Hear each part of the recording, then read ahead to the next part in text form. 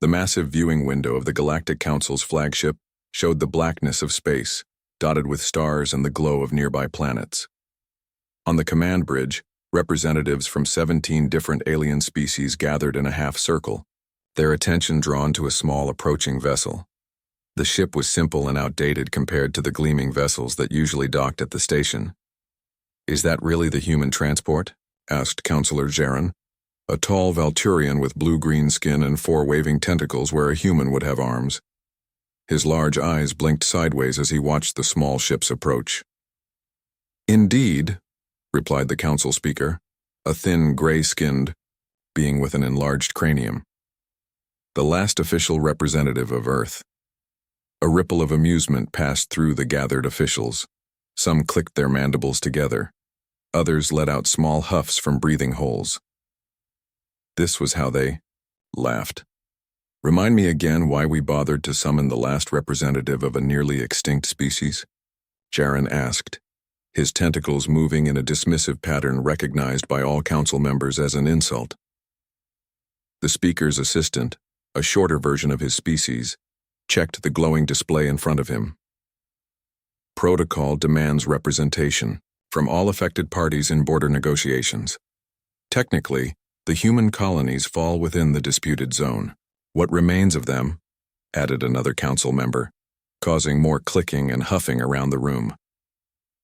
On the small transport ship, Catherine Lee stood alone in front of a mirror, straightening her simple gray uniform. The only decoration was a small Earth insignia over her heart, a blue and green planet that no longer existed as she had known it. At 43, she had the kind of face that revealed little emotion, with short brown hair cut in a practical style. Years of diplomatic service had taught her to keep her feelings hidden, a skill that had only grown more valuable as humanity's position in the galaxy weakened. "Ambassador, we're docking now," called the pilot from the cockpit. He was not human, but a member of the Novan species who had been kind enough to offer transport services. Many humans now relied on the charity of more established species. "Thank you, Trell," Catherine replied, taking a deep breath. She gathered her small travel case and the diplomatic pouch containing the official papers that gave her the right to speak for humanity. Not that speaking had done much good in recent years. The Terosian Imperium had systematically destroyed Earth's colonies one by one, and the Council had watched, signing non-interference treaties and offering thoughts and support while human settlements burned. Earth itself was now a quarantined wasteland, claimed by the Terosians as a protected cultural site, a cruel joke when they were the ones who had reduced it to ruins. The remaining humans lived as refugees on various neutral worlds or as second-class citizens in council space. The airlock door slid open with a soft hiss. Catherine stepped through to find 2 Centaurian guards waiting for her. They were tall, 4-armed beings with ridged foreheads and stern expressions. "Ambassador Lee," one stated flatly, "follow us to the council chamber." They led her through gleaming corridors where various alien diplomats and officials walked, floated, or slithered past. Many turned to stare at Catherine. Humans were becoming a rare sight in such high-level settings. She kept her eyes forward, her posture straight and dignified. The council chamber was a vast circular room with a domed ceiling that displayed a real-time map of council space, a territory spanning thousands of star systems. At the center was a large round table where the primary representatives sat.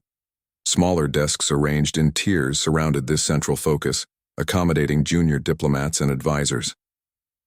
"The human ambassador has arrived," announced one of the guards. All eyes turned to Catherine as she entered. She felt the weight of their stares, some curious, others dismissive, a few openly hostile. The Terosian representatives were easy to identify. Tall, scaled humanoids with vertical pupils like knife slits. They watched her with particular interest, their forked tongues occasionally flicking out to taste the air. "Ambassador Lee," the council speaker announced, "please take your assigned seat. You are here merely as a formality. The human perspective will be noted." Catherine nodded silently and moved to the small desk assigned to her, positioned far from the central table, almost at the edge of the room. The symbolism wasn't lost on her. Humanity had been pushed to the edges of galactic politics just as they had been pushed to the edges of habitable space. Now that all parties are present, continued the speaker, we will commence discussions regarding the new border territories between Council Space and the Tarosian Imperium.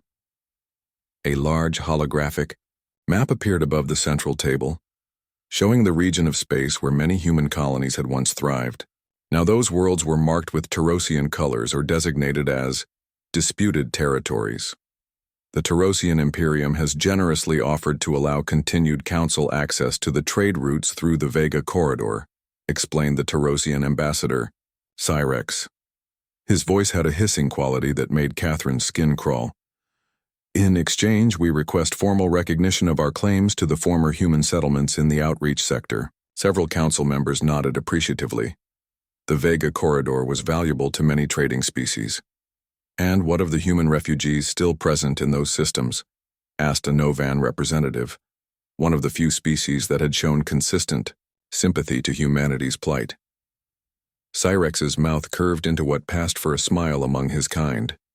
They will be permitted to remain as productive members of Tarosian society, of course, under appropriate supervision. Catherine knew what that meant. Humans in Tarosian territory lived as little more than slaves. Yet she remained silent, watching, and listening. This was not the time to speak out. Not yet. The discussions continued for hours. Trade agreements, resource rights, defense arrangements, all being decided while Catherine sat at her small desk, making occasional notes but offering no comments. No one addressed her directly or requested the human position on any matter. As the session concluded for the day, the Tarosian ambassador passed by Catherine's desk. He paused, looking down at her with those unsettling vertical pupils. "Ambassador Lee," he said quietly, "I must compliment your species on its acceptance of the inevitable. It makes things so much more civilized." Catherine met his gaze steadily. "The day is not over yet, Ambassador Cyrex." The Tarosian's scales rippled in what she recognized as amusement before he moved on. In her assigned quarters that evening, Catherine sat alone at a small desk. The room was sparse but functional, designed to accommodate a variety of species rather than provide any specific comfort. She removed a small device from a hidden compartment in her luggage, a quantum entanglement communicator that could not be detected by standard Council security. With careful movements, she activated it and sent a simple message. "In position. Phase 1 complete." The reply came instantly. "Understood. Fleet standing by. Remember, the sword stays sheathed until absolutely necessary." Catherine smiled for the first time since arriving on the station. The Council and the Tarosian saw her as a powerless representative of a defeated people. They would continue to laugh at humanity's downfall until she unsheathed her blade. 3 days passed on the Galactic Council station. Catherine attended every session, sitting quietly at her small desk while the important matters of the galaxy were decided without her input. The Tarosian representatives grew bolder with each passing day, requesting more concessions from the Council regarding the territories that had once belonged to humanity. The former human colony on Proxima Centauri IV would serve as an excellent location for our new military academy, announced Ambassador Cyrex during the morning session. The gravity and atmosphere are already suitable for multiple species. Catherine's fingers tightened around her stylus. Proxima Centauri IV had been one of humanity's most successful colonies, home to over 2 million people before the Tarosian attacks forced an evacuation. Now they wanted to build a military academy there to train more soldiers to take more worlds. "The Council acknowledges the practical application of these facilities," the speaker said with a nod. "Are there any objections?" Several representatives looked briefly in Catherine's direction but quickly turned away. No one expected her to speak up, and if she did, no one planned to listen. "Very well," the speaker continued after a moment of silence. "The Council approves the Tarosian request regarding Proxima Centauri IV." During a short break in the proceedings, Catherine stood alone by a viewing window, looking out at the stars. A Novan diplomat approached her, his 4 eyes blinking nervously. "Ambassador Lee," he said quietly, "I am Gerald of Nova Prime, I wish to express my regret at how these negotiations are proceeding. Catherine nodded slightly. Your concern is, noted Ambassador Gerald. My people remember that humans helped us during the plague years, he continued. We have not forgotten, even if others choose to do so. Before Catherine could respond, a booming voice interrupted them. Making friends with the losing side, Gerald? Not a wise political move. A Tarosian military officer had approached, his uniform decorated with medals likely earned in the campaign against Earth's colonies. He stood taller than both Catherine and Gerald, looking down at them with obvious disdain. General Crixus, Gerald said, stepping back slightly. I was just wasting time. The general finished for him. He turned his reptilian eyes toward Catherine. Tell me, human, how does it feel to watch your species fade into irrelevance? Your homeworld quarantined, your colonies absorbed, your people scattered. Catherine met his gaze calmly. History is full of rising and falling powers, General. Today's victor often becomes tomorrow's cautionary tale. The general laughed, a harsh sound that drew attention from nearby diplomats. Bold words from a species that couldn't even defend its own home system. Perhaps if humans had spent more time developing weapons instead of art and philosophy, you might still have a place at the central table. Catherine smiled thinly. Perhaps. The general seemed disappointed by her measured response. He had clearly hoped to provoke an emotional outburst that would further diminish humanity's standing. With a dismissive flick of his scaled hand, he walked away. I apologize for that encounter, Gerald said once the general was out of earshot. No need, Catherine replied. He simply confirmed what I already knew. When the day's session ended, Catherine returned to her quarters and locked the door. She removed the quantum communicator from its hiding place and activated it. Update required, she said softly. The device hummed briefly before a voice responded. Commander Alan Shepard reporting. Fleet is in position at the designated coordinates. All systems ready. Any detection? Negative. Our phase-shifting technology is working perfectly. We're completely invisible to their sensors. Catherine nodded. To herself. Package status? Delivered and awaiting activation. The codes are ready when you are. She considered this information carefully. The package was a specialized virus that had been secretly uploaded to the Council's central database. Once activated, it would temporarily disable the station's defenses and communications, giving the human fleet a critical advantage if action became necessary.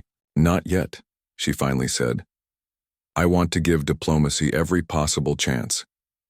Understood, Ambassador. But be advised, our intelligence suggests the Tarosians are planning to announce the annexation of all former human territories at tomorrow's session. If that happens with Council approval, then Earth officially ceases to exist as a political entity. Catherine finished. I understand the stakes, Commander. After ending the communication, Catherine opened a slender case she had kept hidden in her quarters. Inside was what appeared to be a ceremonial sword in a decorative scabbard. To any Council security scan, it would register as nothing more than an ornamental diplomatic item, permitted under the rules that allowed species to display cultural symbols. But this was Excalibur, not the mythical blade of Earth legend, but humanity's most closely guarded technological achievement. The blade itself was actually composed of millions of programmable nanites that could form any shape or edge needed. When activated, it could cut through any known material, disrupt energy fields, and even temporarily disable electronic systems. Catherine ran her finger lightly along the scabbard. The weapon was more than just an advanced tool. It was a symbol of what humanity had become in its desperate fight for survival. Forced to evolve quickly, pushed to develop technologies the Council had deemed impossible or too dangerous. The next morning, Catherine dressed with particular care. Today might be the day everything changed. As she pinned the Earth insignia to her uniform, she thought of the billions of humans who had died in the Tarosian attacks, and the millions more who now lived as refugees or under alien rule. When she entered the Council chamber, she carried the ceremonial sword openly at her side. A few representatives gave it curious glances, but most paid no attention. Humans were known for their strange customs and symbolic gestures. Today's session will address the final status of territories formerly claimed by Earth authorities, the speaker announced once everyone was seated. Ambassador Cyrex rose from his seat at the central table. The Terosian Imperium proposes a complete resolution to this matter. We will formally annex all former human colonies and provide administrative oversight for any remaining human populations. His forked tongue flicked out briefly before he continued. This is the most efficient solution and will bring stability to a region that has seen too much conflict. Several council members nodded in agreement. The Terosian proposal was indeed efficient, if not just. As is customary, the speaker said with obvious reluctance, we will hear from the human representative before voting. All eyes turned to Catherine, most with expressions of boredom or impatience. They expected a futile protest, a meaningless speech about human rights or historical claims. Instead, Catherine stood slowly and placed her hand on the hilt of her sword. Before I address the proposal, she said calmly, I wish to present evidence that the Terosian Imperium has violated 17 separate provisions of the Galactic Charter during their campaign against Earth and its colonies. Ambassador Cyrex made a dismissive gesture. Evidence gathered by desperate humans trying to assign blame for their own military failures is hardly credible. Catherine's grip tightened on the sword hilt. This evidence wasn't gathered by humans, Ambassador. It was recorded by Council observation drones and archived in your own secure databases. A murmur ran through the chamber. The speaker leaned forward. Explain yourself, Ambassador Lee. Gladly, Catherine replied, her voice steady. But first, I believe we should secure the chamber against interruption. Before anyone could question her meaning, alarms began blaring throughout the station. The main viewing screen activated automatically, showing the Terosian flagship outside the station erupting in a series of explosions, its quantum shields bypassed completely. What is happening? The speaker demanded, as chaos erupted in the chamber. Who is responsible for this attack? Catherine unsheathed her blade. The council chamber froze in shocked silence as Catherine stood with her blade drawn. The sword hummed with a strange energy that made the alien's translator implants screech with interference. The blade itself seemed to shift and flow, catching the light in impossible ways as if it wasn't fully solid. I believe, Catherine said, her voice cutting through the pandemonium, this would be an appropriate time to revisit humanity's status in galactic affairs. Security forces moved toward her, weapons raised. Catherine didn't flinch. I would advise against hostile actions, she said calmly. Look outside. On the main viewing screen, 12 previously undetected human vessels appeared around the station, their weapons trained on the council chamber. They had seemingly materialized from nowhere, bypassing all the advanced detection systems the council relied upon. The council speaker, a normally unflappable Centaurian, sputtered in disbelief. You claim responsibility for this act of war? Catherine shook her head.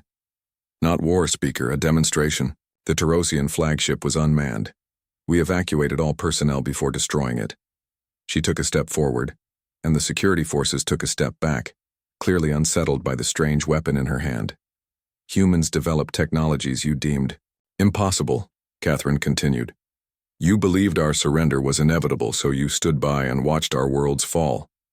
What you failed to understand is that desperate species evolve quickly. Ambassador Cyrex hissed in anger. This is outrageous. The council will not be threatened by a dying race. Catherine turned her attention to the Terosian. A dying race? Is that what you thought? She smiled thinly. Your intelligence was flawed, Ambassador. While you conquered our outer colonies, humanity's best minds were working in secret facilities throughout unexplored space.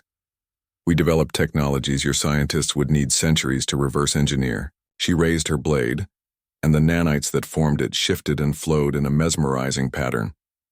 This is an Excalibur-class phase weapon.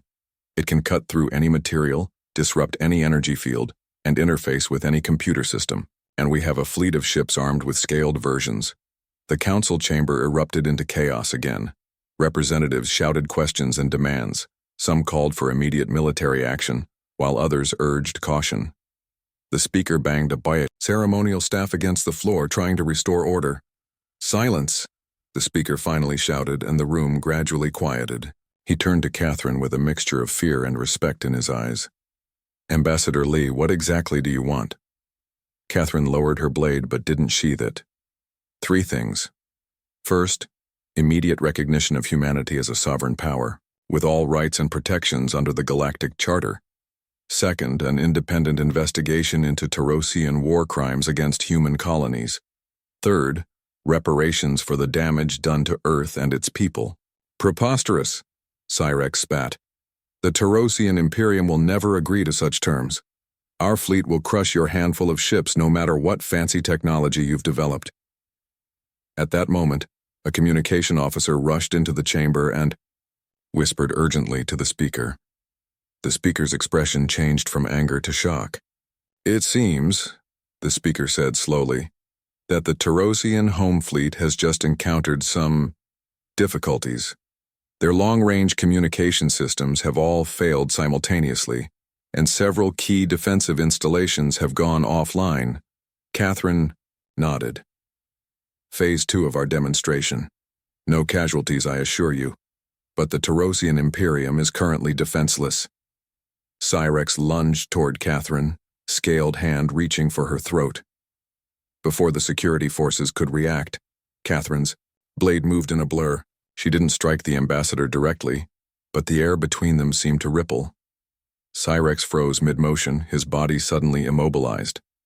"The blade creates a localized phase shift," Catherine explained to the stunned audience. "Ambassador, Cyrex is currently experiencing time at 1,000th the normal rate. He'll be fine in a few minutes when the effect wears off." She turned back to the speaker. "Now shall we negotiate as equals?" The speaker looked around at the other council members, then at the frozen Tarosian ambassador, and finally at the human ships displayed on the viewing screen. He nodded slowly. "The council will hear humanity's full proposal," he said formally.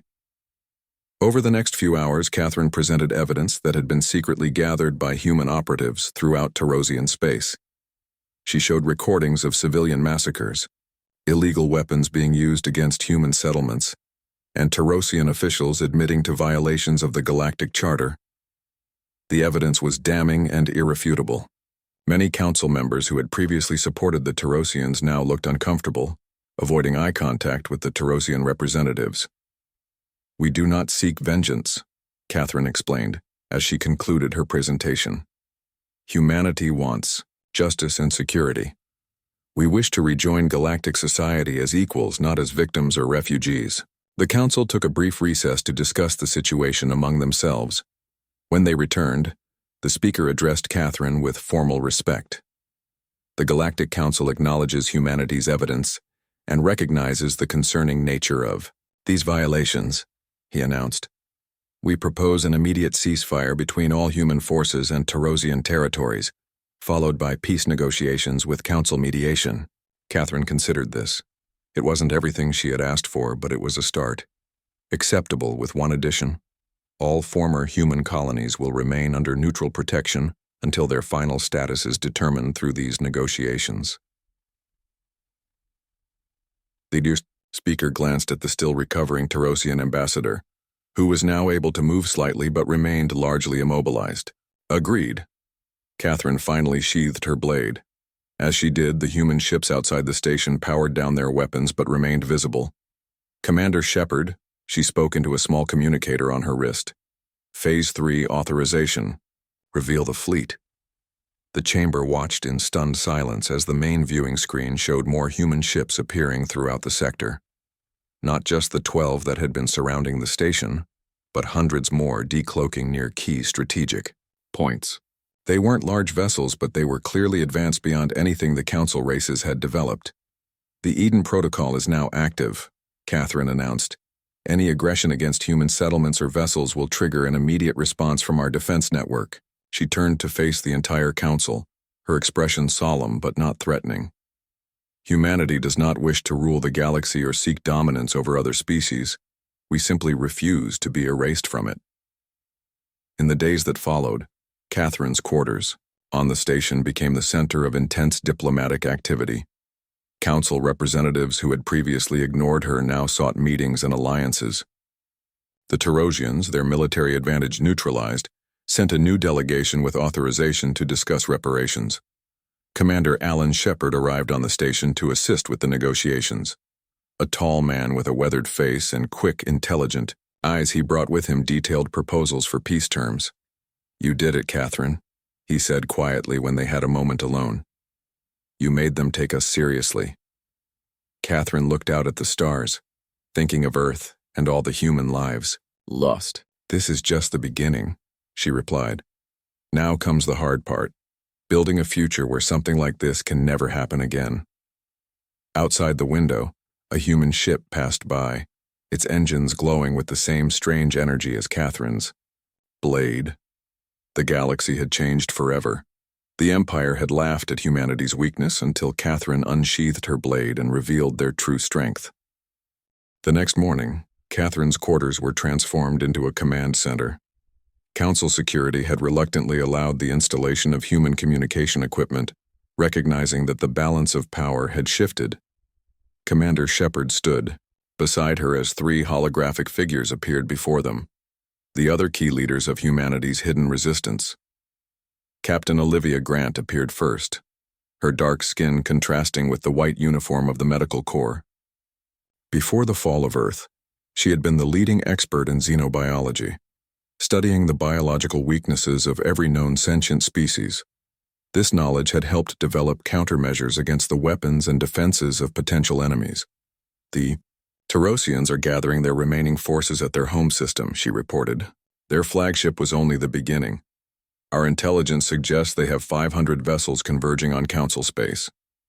Next appeared Dr. Marco Diaz, the engineering genius who had perfected the Excalibur technology. He was younger than the others, with nervous energy that showed in his constant small movements. His family had died in the first Terosian attack on Mars, driving him to create weapons that could protect what remained of humanity.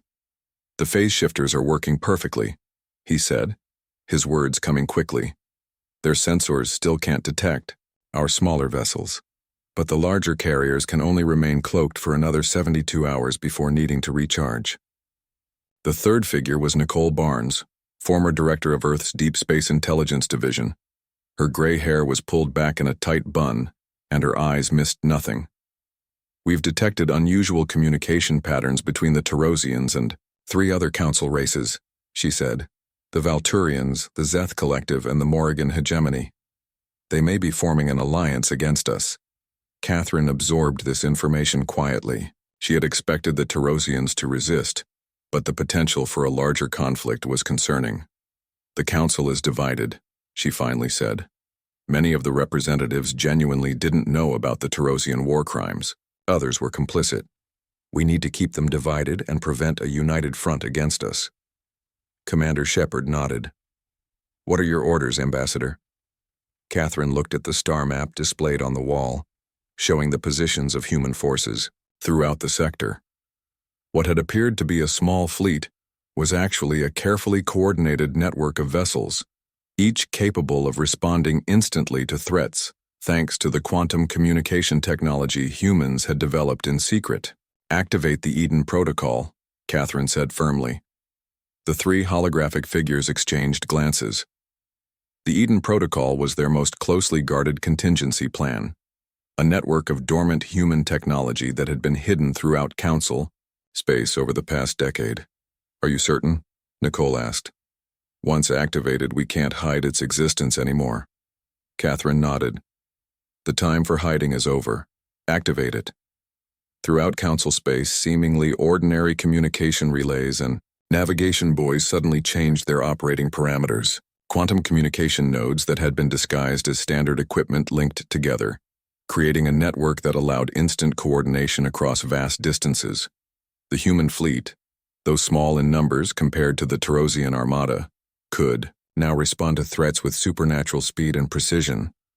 A soft chime indicated an incoming communication from the Council speaker. Catherine accepted the call, and a holographic image of the tall Centaurian appeared. "Ambassador Lee," he said, his forearms clasped in front of him in a formal posture. The Council has called an emergency session regarding the Tarosian fleet movements. Your presence is requested. I'll be there shortly, Catherine replied.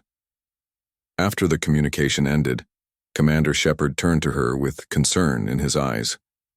They might be planning to detain you as a hostage. Catherine smiled slightly. They can try. She touched the Excalibur hilt at her side. But I don't intend to be separated from this. The council chamber was tense when Catherine arrived. The Tarosian delegates were absent, having been confined to their quarters after the evidence of war crimes was presented. The remaining council members sat in uneasy silence, many glancing nervously at Catherine's sheathed blade. Ambassador Lee, the speaker began formally, the council has received a communication from the Tarosian High Command. They demand the immediate surrender of all human vessels and technology, or they will consider it an act of war against not only their empire, but all council races. Catherine stepped forward calmly. And how did the council respond to this threat? The speaker looked uncomfortable. We are considering our options. Some members suggest that compliance might prevent a larger conflict. Catherine looked around the chamber, meeting the eyes of each representative. Let me be clear. Humanity will not surrender. Not now, not ever again. If the Tarosians attack, we will defend ourselves. If the council chooses to side with war criminals, we will remember that choice. You speak boldly for a species with only a few hundred ships, said a Valturian counselor, his tentacles waving dismissively. Numbers aren't everything, counselor, Catherine replied, especially when you don't understand the technology you're facing. As if on cue, the main viewing screen activated. It showed the Tarosian armada emerging from hyperspace at the edge of the system. 500 warships, their weapons already charged and ready. They weren't supposed to arrive for another day. The speaker said, panic in his voice. Catherine exchanged a glance with Commander Shepard, who had accompanied her to the chamber. They're hoping to catch us unprepared. Activate defense pattern. Alpha. The human ships near the station began to move with incredible coordination. Instead of fleeing or forming a traditional defensive pattern, they created a complex, shifting formation that made it impossible to predict their movements. What are they doing? Asked one of the council members. Watch, Catherine said simply. The Tarosian fleet launched their first volley. Thousands of energy torpedoes streaking toward the station and the human ships. It seemed impossible that the small human fleet could survive such an assault. But as the torpedoes approached, something unexpected happened. They began to pass through the human vessels as if they weren't there, or veer off course at the last second, missing their targets entirely. Phase-shifting technology, Catherine explained to the stunned council. Our ships exist partially out of phase with normal space. Their weapons literally can't touch us. The council members watched in amazement as the human fleet, drastically outnumbered but technologically superior, engaged the Tarosian armada. What should have been a quick slaughter instead became a display of human ingenuity and advanced technology. We didn't want this fight, Catherine said quietly.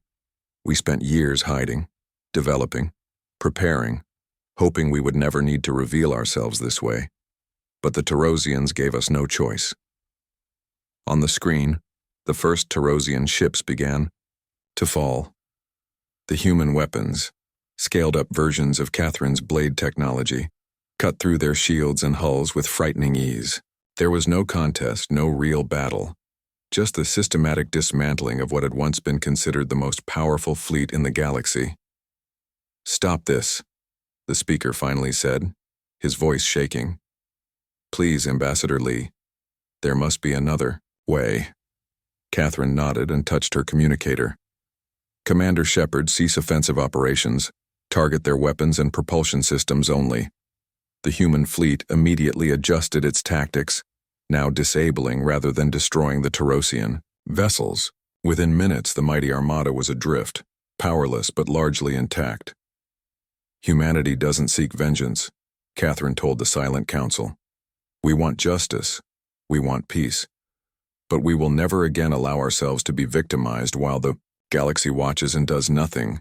She unsheathed her blade one more time, letting its strange energy fill the chamber with soft blue light. Now, she said calmly, let's discuss the terms of the new galactic order. 2 weeks later, Catherine stood at the window of her new office on the Council station. The view had changed significantly.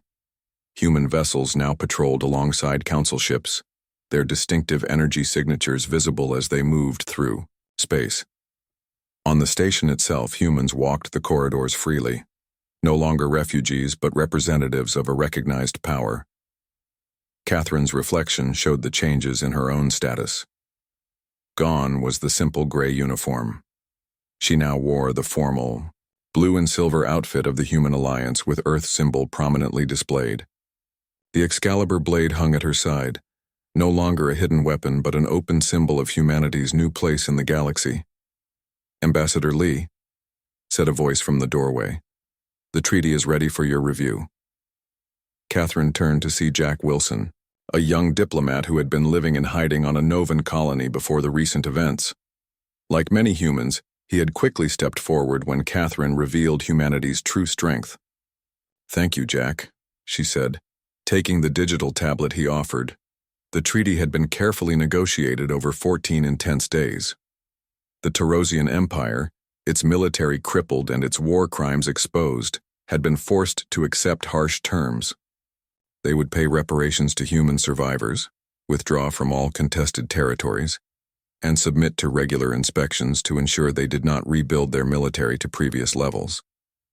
But the treaty went beyond just the Tarosians. It established new protections for all species, with clear consequences for violations. At Catherine's insistence, it included provisions for refugee populations of any species and limitations on military actions against civilian targets. Most importantly, it formally recognized the Human Alliance as a sovereign power with all rights and privileges under galactic law. Humanity would not reclaim Earth.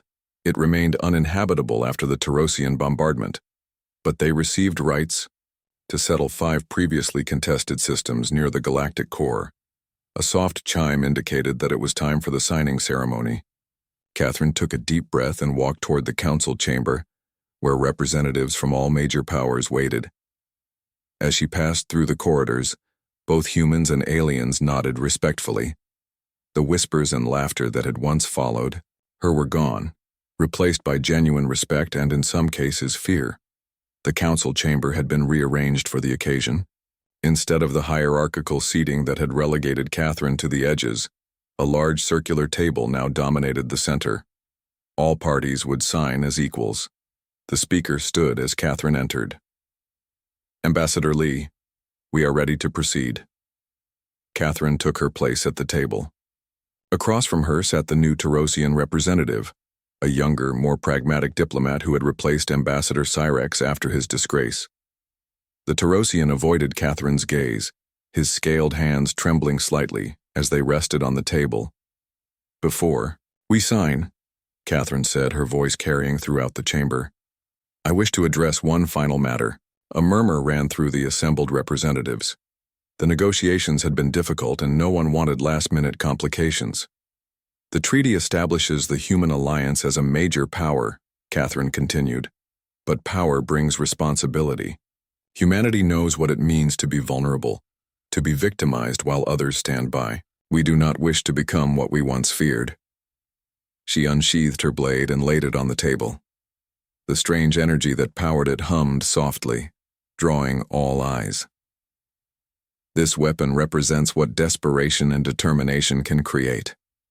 It saved humanity from extinction, but weapons alone cannot build a future. With a gesture, she deactivated the blade.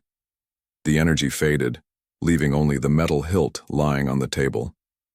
The Human Alliance pledges to use our technology not just for our own protection, but for the benefit of all peaceful species. Our medical advances, our agricultural improvements, our energy solutions, these will be shared with our allies.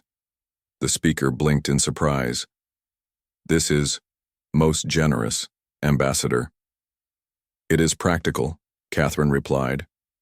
We have seen what happens when one species dominates through military might alone.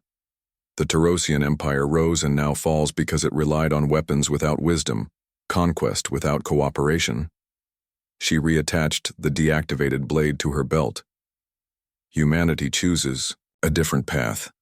One by one, the representatives signed the treaty.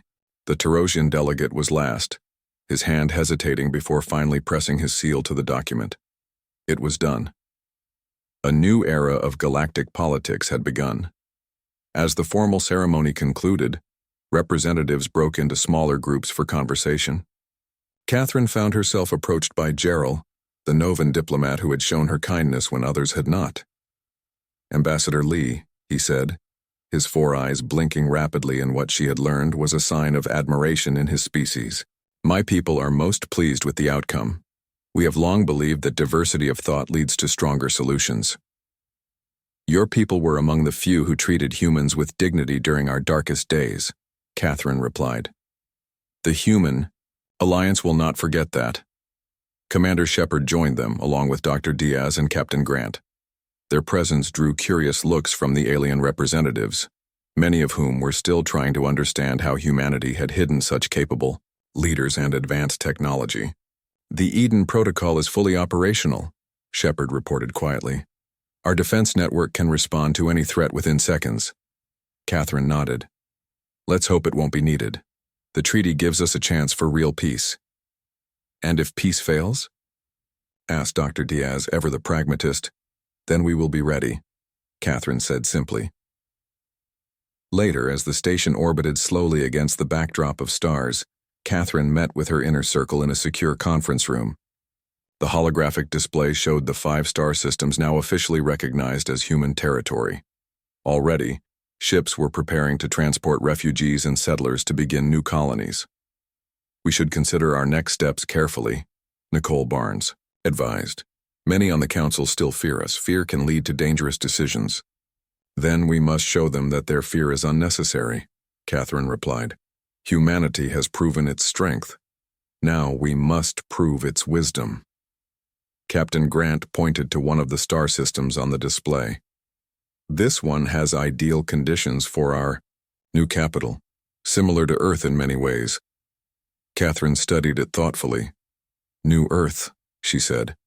"A fitting name for our fresh start."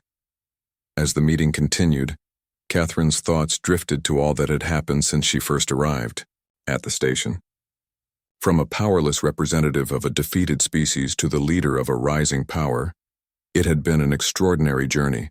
The galaxy had changed forever. Species that had once dominated through force now had to consider new alliances and approaches. The council itself was reforming, with Catherine's influence helping to create more equitable policies for all members, and humanity had changed too. No longer victims or refugees, they had emerged stronger from their near extinction.